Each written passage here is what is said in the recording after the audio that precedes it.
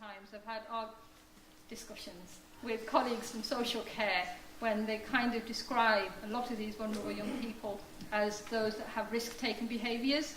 And I keep thinking, no, you need to focus on the vulnerability, because that's what the perpetrators focus on. And on that note, I will invite Shaista Gohir from the Muslim Women's Network, who's travelled up from Birmingham, to talk about some of the research that they've done, and kind of groundbreaking, but a lot of us in this room, including Angelou and various other groups, have known this for years and years, that this was going on. So we really welcome this, and also welcome Shaista to possibly your first visit to the North East. It is my first visit in Newcastle.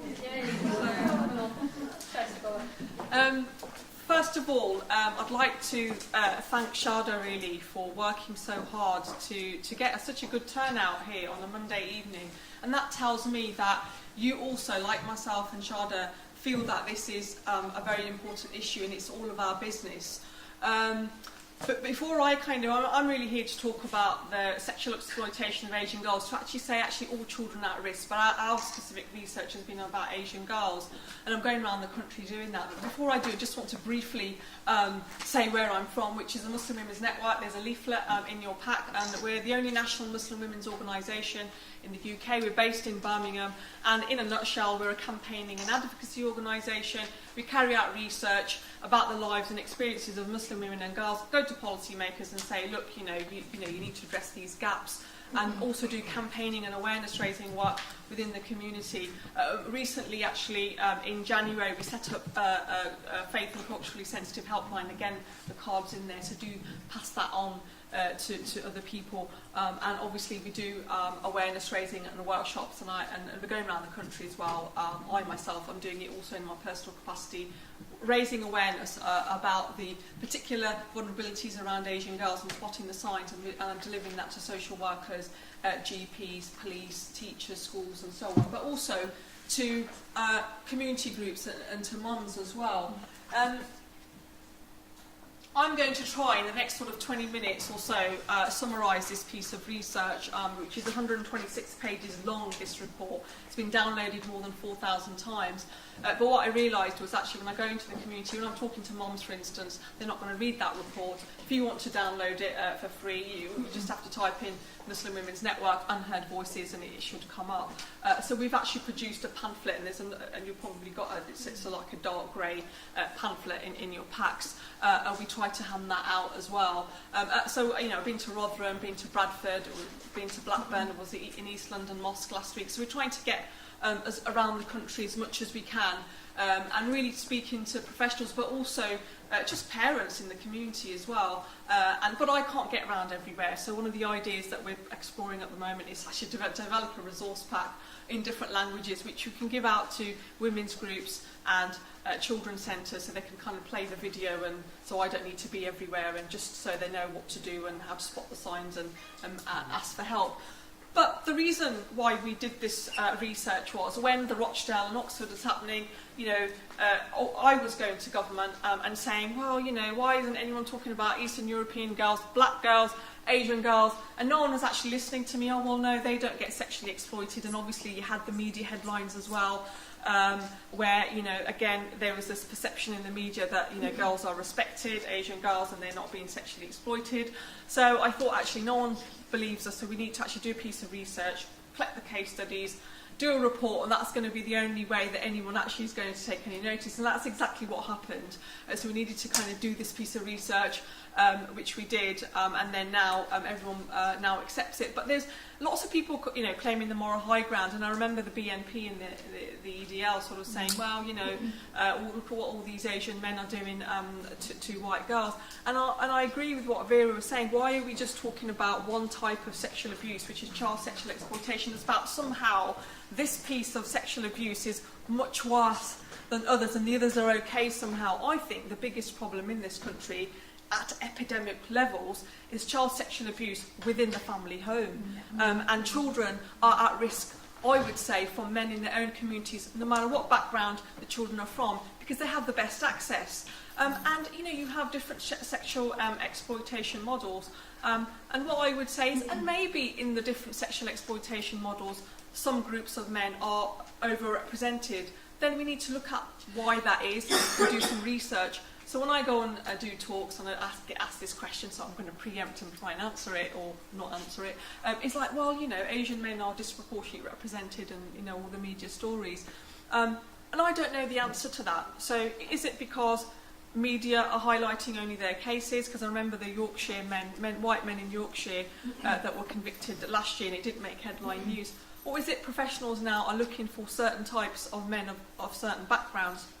Or is it, number three, men from certain communities are overrepresented? If they are, we need to actually be honest and admit that and then look for the reasons why. I don't know the answer. We need to do a piece of research because I don't think we should allow community sensitivities really to stop us from safeguarding children. And that's why we did the research. I was met with barriers. I was told not to do this research by some members of our community saying, well, you know, you're going to put the Asian community, or particularly the Pakistani community, in the spotlight. But we felt, as Muslim Women's Network, that safeguarding of children should be prioritised over the honour and faith of any community. And I think we need to sort of stop being sensitive about that. And obviously it pains me, case after case, you know, there's not the Rochdale and Oxford, which you mentioned, but the Rotherham, but actually the arrests in Halifax, lots and lots of arrests in Bradford, so there's going to be a big case there. I believe there's been arrests in Newcastle, there's been arrests in Middlesbrough, arrests in, there was convictions in Sheffield, convictions in Burton-on-Trent. And yes, you know, a lot of them are Pakistani men. I don't know the answer to that, you know, why that is, and I think I can't answer that, so what I'm saying is a separate piece of research needs to be done. However, when you look at exchange of child abuse images online, it's mainly white men that are represented in that, or abuse in child care homes, it's white men represented in that. In this model, it may well be, I don't know. But my message here is all types of sexual abuse need equal attention, and not just, I mean, look at what's happening in Westminster, look at what's happening with the Savile, and it's somehow as if when the elite do it, actually it doesn't matter. I mean, apparently murders have been allegedly committed in, you know, by certain politicians, you know, so why is that okay? So that's sort of, I guess, you know, what I want to say broadly. What I'm going to try and do now, so what I'm going to do is try and really summarise the research. What I'm hoping that you take away from my presentation is some learning that you can go away and use in your work, really. I collected 35 case studies, and by the way, this was not a funded piece of research. I thought if I wait for some funding, I'd probably still be waiting for funding. I just did this in my voluntary time as a trustee and chair of Muslim Women's Network, and I dedicate my full week to my voluntary work, except for when I get some consultancy work. That's how important I think it is. I stopped at 35. That doesn't mean that there was only 35. I could have just carried on and on, really. I just stopped at 35. A lot of their cases were from where we had the best reach, East London, West Midlands, Yorkshire and Lancashire. Some of the victims were being trafficked within that region, between towns and cities, or there's one victim that was being moved around between West Midlands, Yorkshire and Lancashire, so there was trafficking. Now, the cases that I had, some of them were up to 10 years old, some of the girls were still stuck in those situations. However, since I've been going around the country and doing awareness raising, women are coming up to me constantly and saying, this is Asian women saying, well, this was happening 10, 20, 30 years ago. I remember when I was at school 25 years ago at the age of 15, I remember at lunchtime what was going on. Taxi drivers would be picking up Pakistani girls and passing them around. Why wasn't anybody talking about it back then? We've given it a name now, sexual exploitation, as if it's something new, but actually it's been happening for decades. And what we found was actually girls were particularly at risk. So when it came to Asian girls, they were at risk from men in their own communities, but their vulnerabilities were really, really exploited purposefully, and they were considered less risky. The oldest case that I had was one woman came up to me, and this really shocked me and shook me, and she said to me, Pakistani woman, early 50s, and she said, this happened to me 40 years ago. And I was stunned. And she said to me, oh, well, a family member was abusing me, sexually abusing me. Then he got another family member to start sexually abusing me. Then he would pretend to take me out on little trips to the park, and where his friends and associates would be waiting for me, and I would be gang raped. So it's old news. So they were not, the Asian women were not shocked.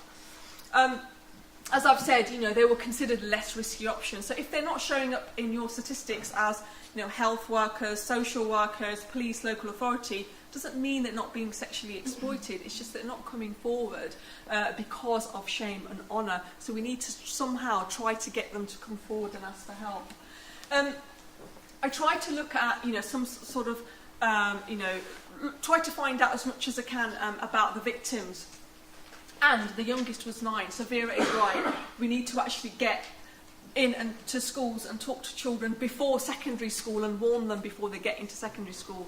Hey, is it easy? No, it isn't. And I will talk about professional responses towards the end, because I'm struggling to get into schools. It's very difficult.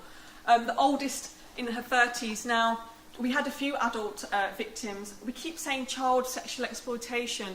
Actually, we should be saying sexual exploitation of the vulnerable as well. Let's not forget about the adults, because some of them start being exploited as a child and then continue to be exploited. Some of them are targeted as adults. So, for example, so you're probably wondering, who are these women? A couple of them were spouses from abroad, raped by their brother-in-laws and then passed around and blackmailed. Woman in her 30s, she had learning disabilities and being passed around, so therefore, her mental age was a lot lower. Also, women living on their own who might have been isolated from their families. However, most girls were under 16, and average age was 13 and 14, sort of the same as the white girls. So the men are targeting under 16, mostly because they are easy to control. Some of the girls had disabilities, so dyslexia, hearing difficulties, speaking difficulties. And the girls came from a wide range of backgrounds, Pakistani, Indian, Bangladeshi, Afghani. Not all were Muslim, mostly Muslim, because that is our reach. So, that really reflects that. 2/3 were Pakistani. So again, that might be something to do with demographics, because a large proportion of the Muslim community is from the Pakistani background.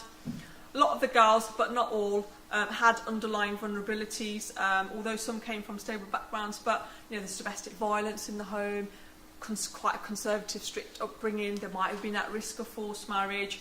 But what was interesting is, where I had the information, at least 1/3 had been sexually abused within the family home. I think that figure is actually a lot higher, and that matches up with what Sue Berelowitz was saying when she did her gangs and grooming research. A lot of the victims there of child sexual exploitation had been abused in the family home. I think that's the big one.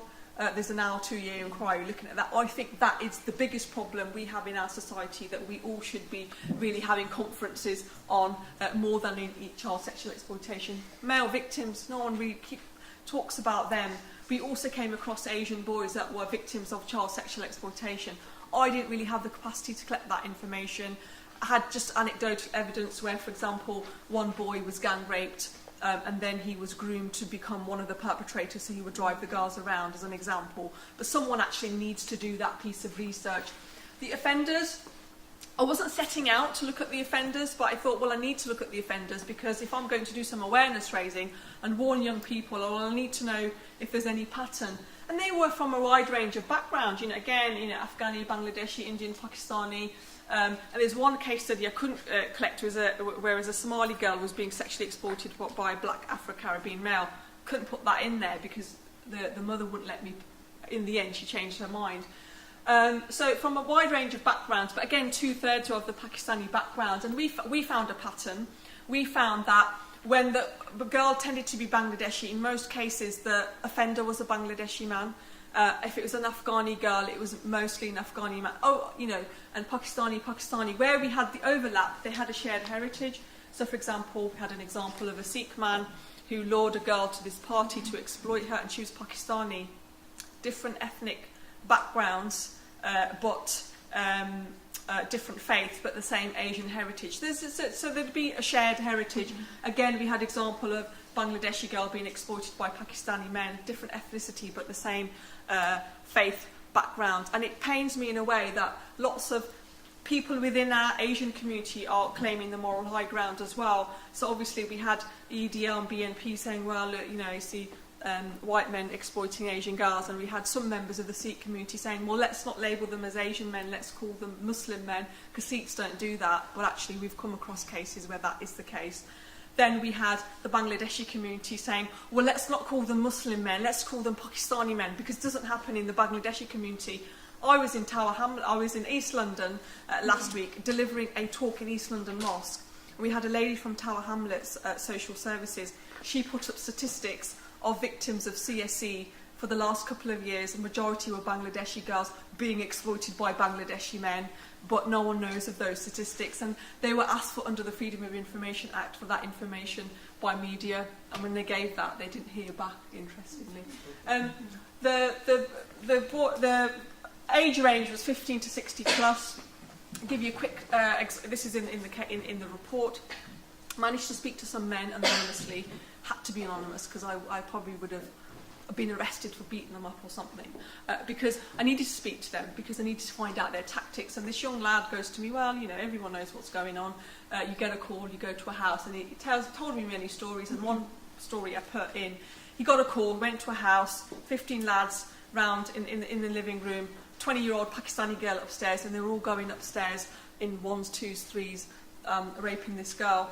And while they were there, they were calling other people as well, and older men would turn up as well. But one man said, I'm going to call my 15-year-old, my son, to practice on her, and this 15-year-old boy then turned up in his uniform.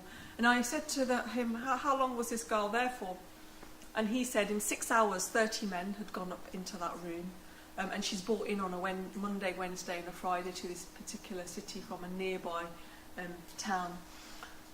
Men were from different backgrounds. You know, sometimes you have a stereotype of who it might be. You know, is it a taxi driver? Is it someone that works in a takeaway? Although, you know, they do feature highly because of the nighttime economy. Businessmen, respected men in the community, married men, single men, students at university. So all kinds of backgrounds. And there's one particular girl.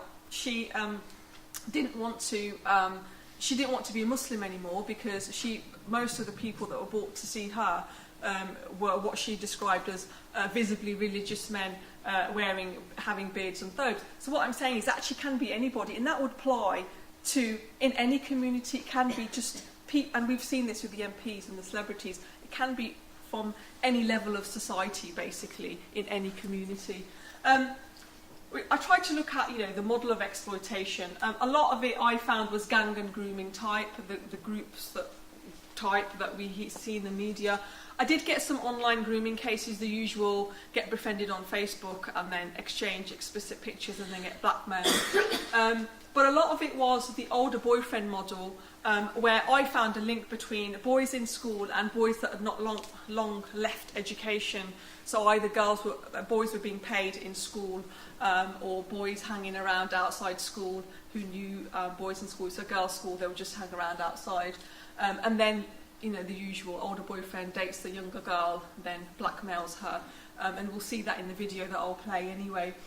Some of it was some of the girls were then pressured to then get their friends involved and to get their sisters involved. So we had an example of a Bangladeshi girl exploited by a Bangladeshi man, and he managed to persuade her to get all 3 of her sisters involved. All 4 sisters were then being sexually exploited and addicted to drugs. And one had a white boyfriend, one had a Pakistani boyfriend, and one had a Bangladeshi boyfriend, and I don't know about the 4th one, but they were being passed around.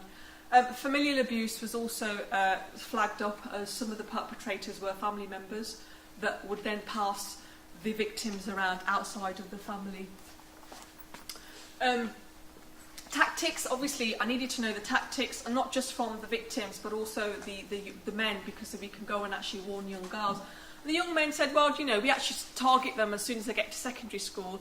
That is the first time a lot of girls will go to and from school unchaperoned, which is true, isn't it? Because we do take them to their younger school, but actually when they're older, the school might be too far away.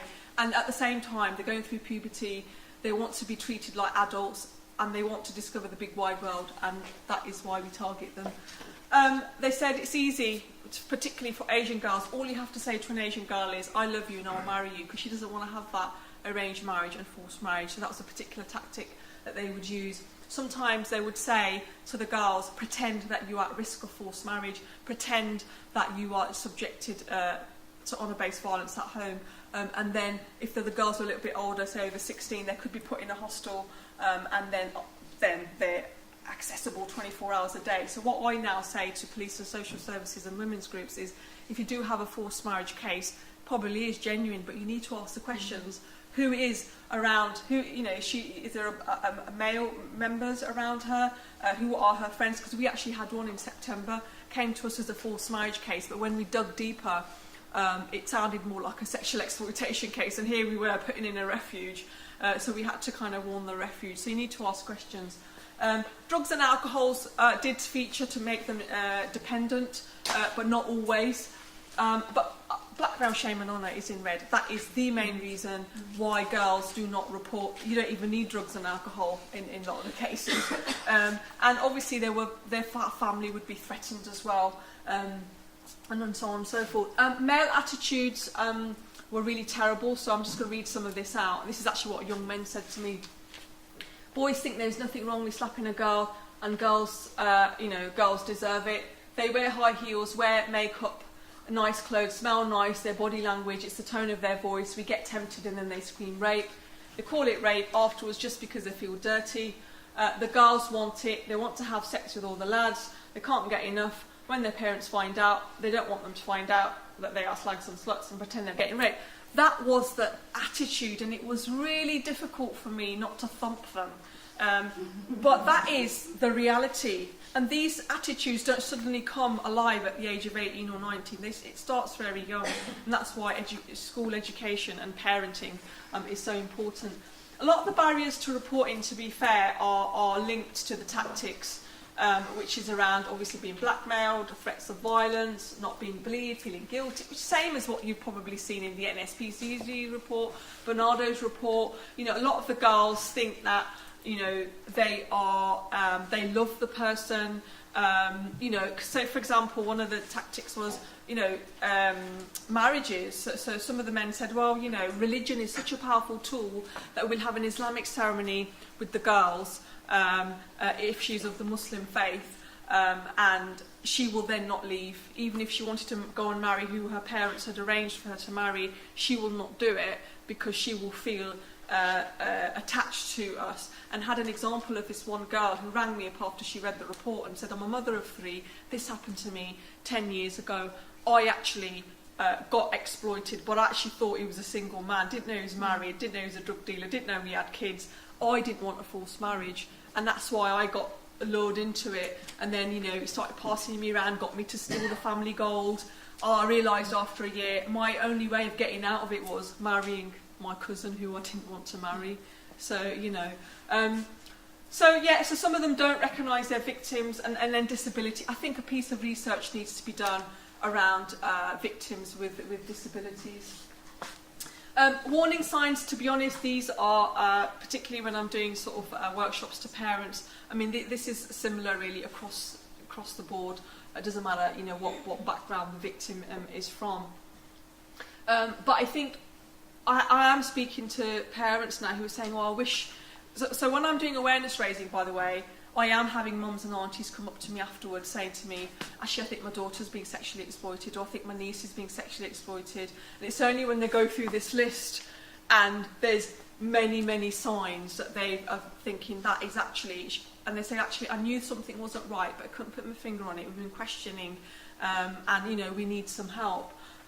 So, you know, I won't read them out, you know, unusual sleeping hours, behaviour change, drugs, alcohol, older friends, gifts. I think we look at gifts. If a girl comes home with expensive gifts, but we probably wouldn't challenge a boy if he comes home with expensive gifts. So, for example, some of the young men in school are being paid iPhones and being paid money to look out for vulnerable girls, actually. And some of them actually told me some of the tactics that they use. And one lad said, when I was 15, we just said to this girl, we targeted a girl, I said, you're too fat and ugly, no one will go out with you.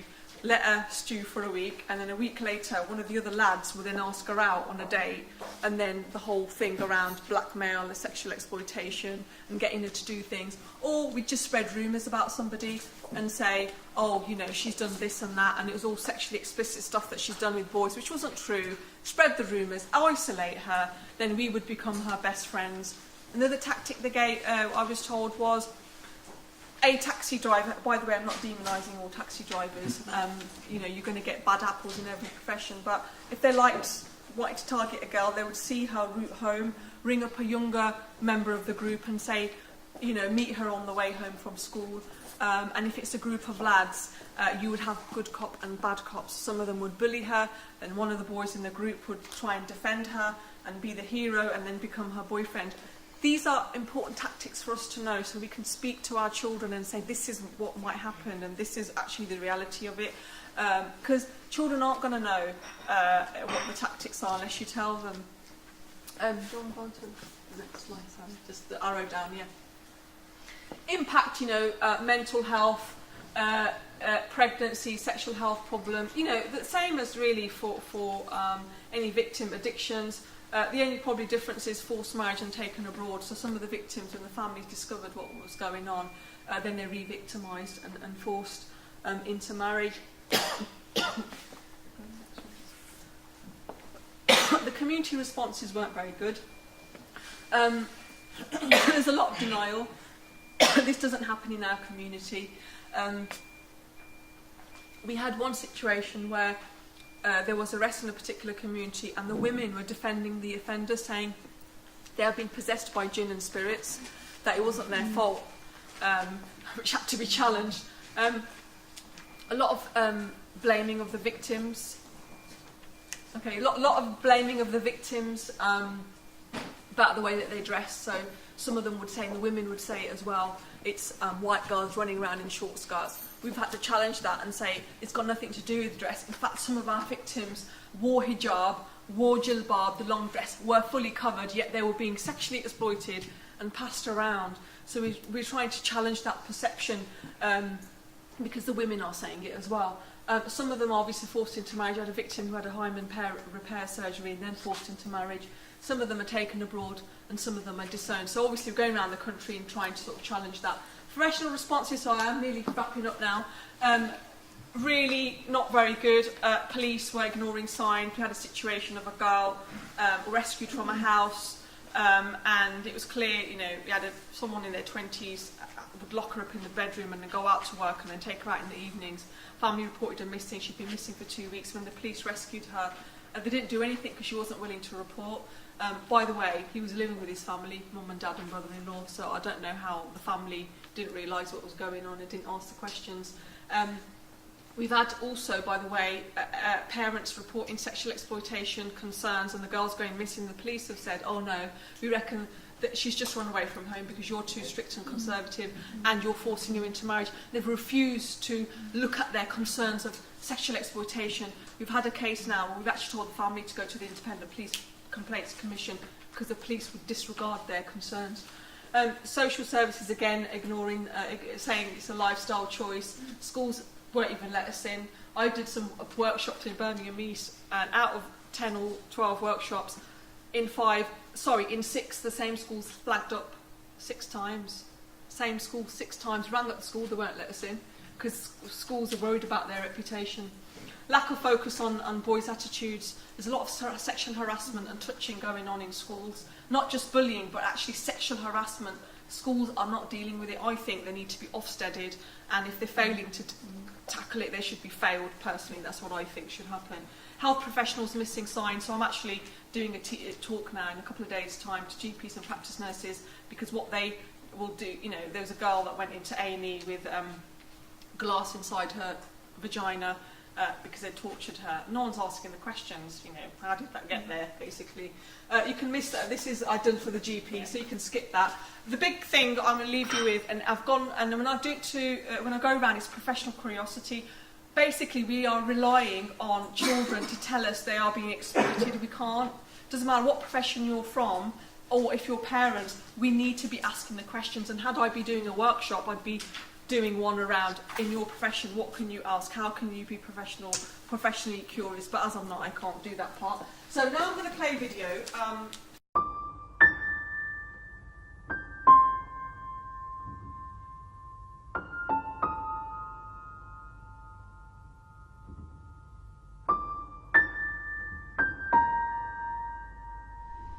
When I was 13 years old, a couple of 15-year-old boys in my school started to show interest in me. I felt special. They would buy me takeaways, cigarettes, alcohol. I thought it was so cool having older friends. I started to meet them in the local park and hang out with them. They introduced me to their friend Nav, who was in his 20s. He would drive me around in his flashy car and bought me a mobile phone, perfume and clothes. I couldn't believe it. He was interested in me. I felt so grown up having an older boyfriend. I started to hang out with my friends less and even started to miss school. Nav persuaded me to try drugs. I loved him and wanted to do anything to hold on to him. It wasn't long before I became addicted to them. I didn't care because Nav said I was special and that he loved me and that he was going to marry me when I was older. But one day, everything changed. Nav invited me to go with him to a flat. I trusted him, so I went. But he raped me and filmed it and took photographs. He started threatening me and said he would send the photos and the films to my family and put them online. He said he would make sure I had a bad reputation, unless I did as I was told. He said that I would be shamed and I would bring dishonor to my family. Nav said he was doing this for us and that he did love me. He said he owed money to his friends and that if I really loved him too, I would help pay off his debt by having sex with his friends. I was confused and pressurized and felt I had no choice but to comply with his demands. For the next 12 months, he passed me around to his friends and other men. It was awful. I would be taken to different houses, flats and hotels where several men would be waiting for me. They would beat me and burn me with cigarettes and film me. Sometimes I would be driven to other nearby towns. I started to rely on drugs to block out what was happening to me. I even started stealing money from home to feed my drug habit. Nav wanted me to invite my friends and my younger sister to the flat so the men could abuse them too. I became really depressed and felt alone and unable to ask for help, so I started to self-harm. I thought I would be judged and blamed. What would my friends, my family and people in the community say? My teachers noticed I was missing school. They told my parents. I told Nav that I couldn't miss school anymore because my parents and teachers were keeping an eye on me.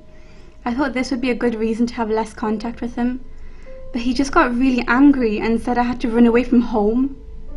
He threatened to beat me up and threatened to harm my family too if I didn't. I was so desperate to escape my situation that I eventually gained enough courage to ask for help. With the support of a friend, I contacted a women's group. I told them everything, and they didn't blame me and said that I was a victim of sexual exploitation. I never imagined that this could have happened to me. I wish I had asked for help straight away. If this is happening to you or someone you know, please tell someone. Don't suffer in silence.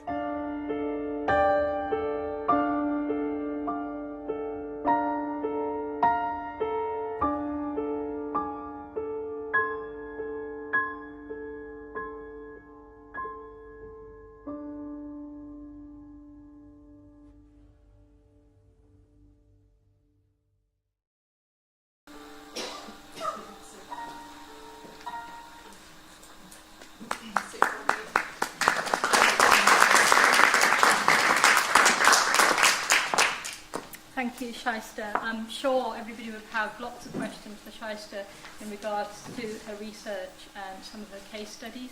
I think it's quite hard-hitting, but again, won't be a shock to a lot of us working in the field who have been hearing these sort of stories. Shaista and I were at a meeting in London a few months ago, and I think there were about 30 women from a BME background, all professionals working in this field nationally. And when I asked the question, how many of you can remember guys picking up girls at school, every single one of us put our hand up. But what did we think at that time? Oh, there were those sort of girls. Nobody thought, why are these older guys taking these girls and where are they taking them? And for me, the other point was about vulnerability.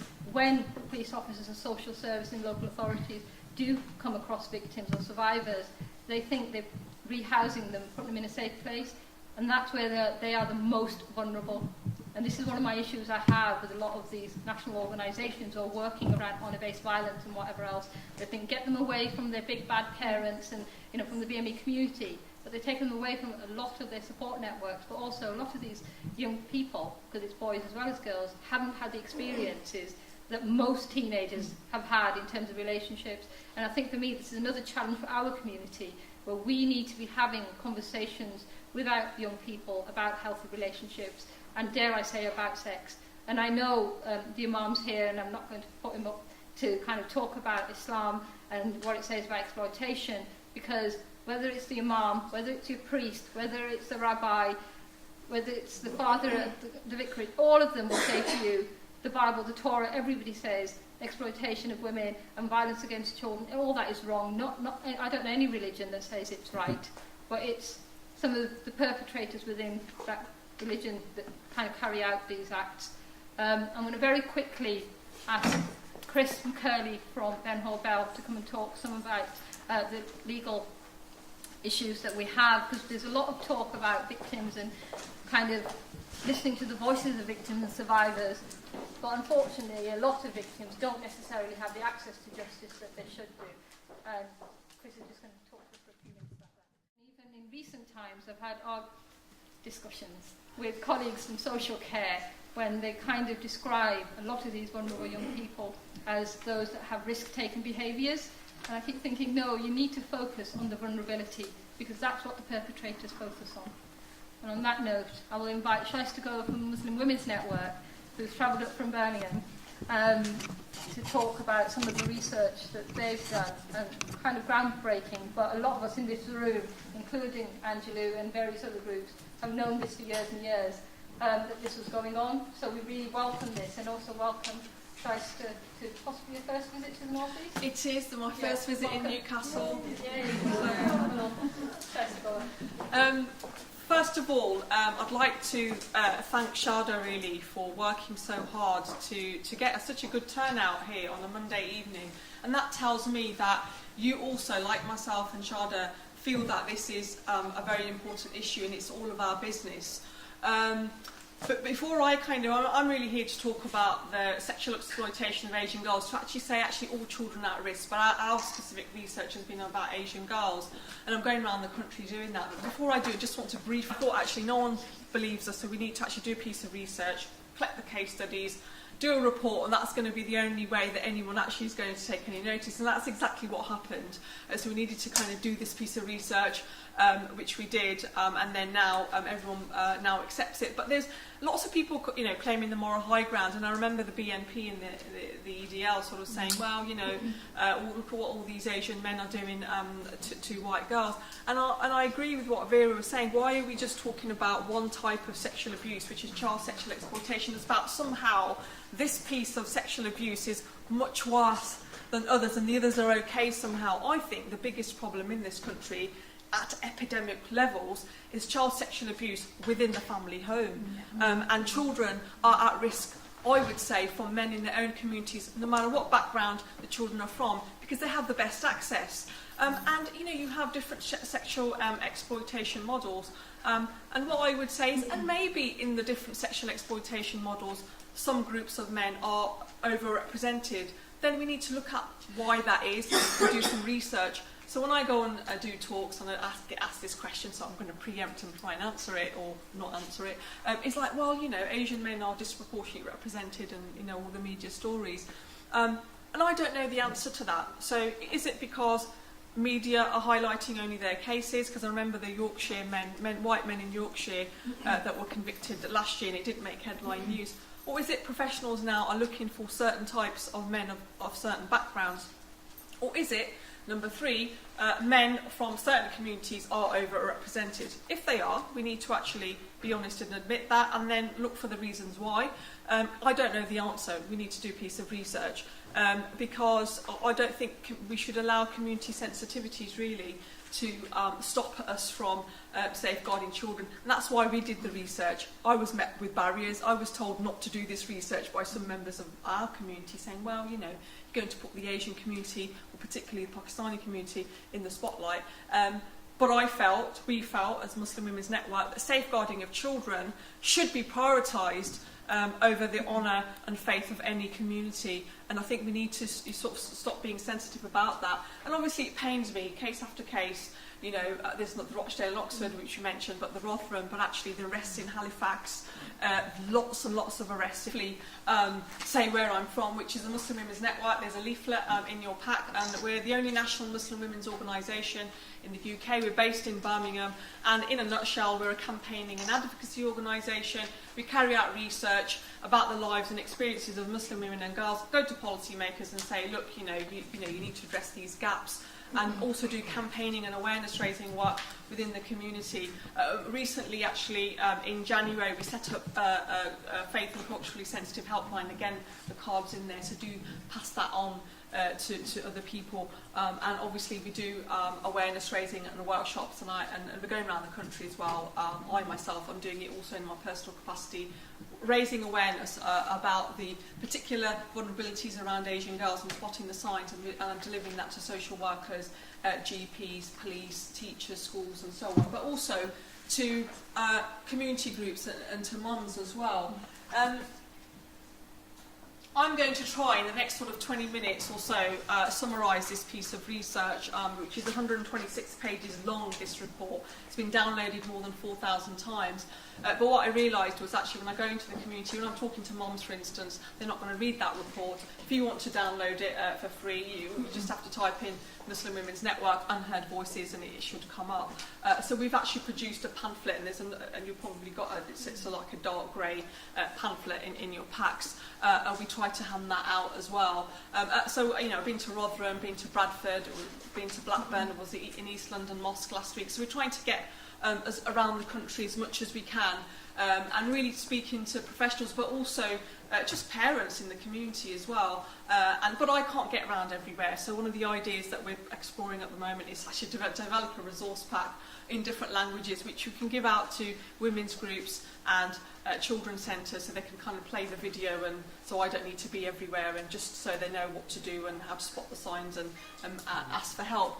But the reason why we did this research was when the Rochdale and Oxford was happening, you know, I was going to government and saying, well, you know, why isn't anyone talking about Eastern European girls, black girls, Asian girls? And no one was actually listening to me. Oh, well, no, they don't get sexually exploited. And obviously you had the media headlines as well, where, you know, again, there was this perception in the media that, you know, girls are respected, Asian girls, and they're not being sexually exploited. So